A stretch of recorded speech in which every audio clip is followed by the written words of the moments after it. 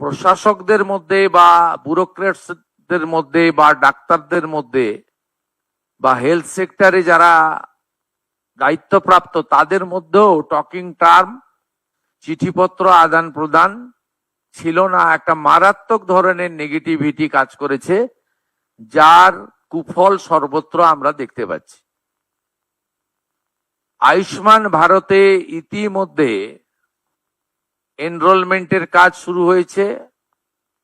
আমাদের বিশ্বাস যে জুলাই মাস থেকে আয়ুষ্মান ভারতের কার্ড আমরা দিতে পারবো এবং তার বেনিফিট গোটা ভারতবর্ষে আয়ুষ্মান ভারত কার্ড হোল্ডাররা পাবেন।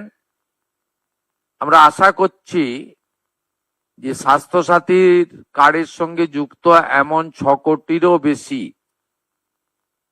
আমরা যারা কার্ড হোল্ডার তাদেরকে আয়ুষ্মান ভারতে এক্ষুনি নিয়ে যেতে পারবো।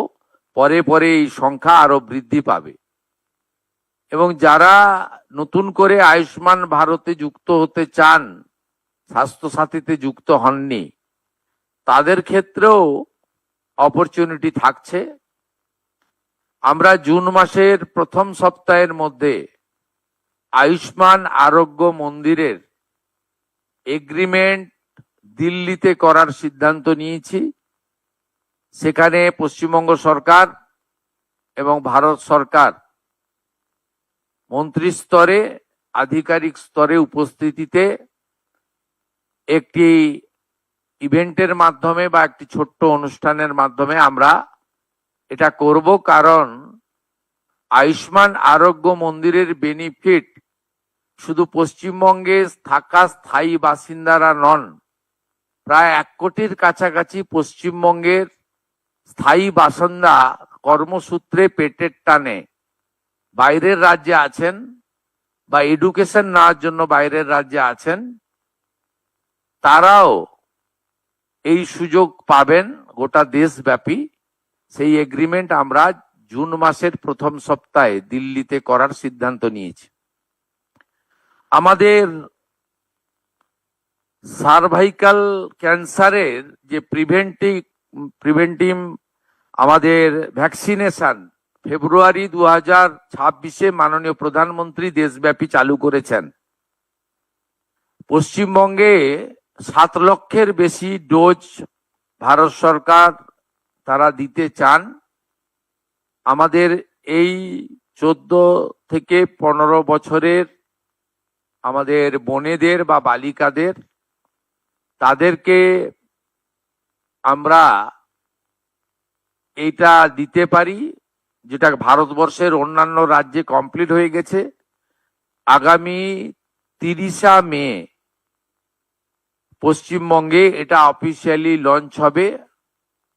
বিধাননগর সাব ডিভিশন হসপিটালে আমি নিজে এবং রাজ্য সরকারের অন্যান্য প্রতিনিধিরা উপস্থিত থেকে এটা শুরু করবেন। 30 তারিখেই আমরা টিভি মুক্ত ভারতের একটি ওয়ার্কশপ কলকাতাতে করব। সেখানে পশ্চিমবঙ্গ থেকে নির্বাচিত, নবনির্বাচিত সমস্ত বিধায়ক এবং পশ্চিমবঙ্গ থেকে লোকসভা, রাজ্যসভায় যারা সাংসদ আছেন তাদেরকে নিয়ে হবে। এটা ভারতবর্ষের সব রাজ্যেই প্রায় কমপ্লিট হয়েছে। জাতীয় স্তরে এমপিদের নিয়ে কেন্দ্রীয় স্বাস্থ্যমন্ত্রী করেছেন। এই একটা উদ্যোগ আমরা এখানে নিয়েছি। আমাদের কতগুলো সেক্টরে যদি আপনারা দেখেন, তার মধ্যে প্রধানমন্ত্রী জন ঔষধি কেন্দ্র এখন 117টা চলছে। আমরা 467, একটাও চলে না এখন, চলে। হ্যাঁ, আমরা প্রধানমন্ত্রী জনঔষধি কেন্দ্র মোট 468টা করার প্রস্তাব, 469টা করার প্রস্তাব ভারত সরকারকে দিয়েছি, যাতে block health centre, BPHC, sub division hospital এবং ডিস্ট্রিক্ট হসপিটাল কভার করবে।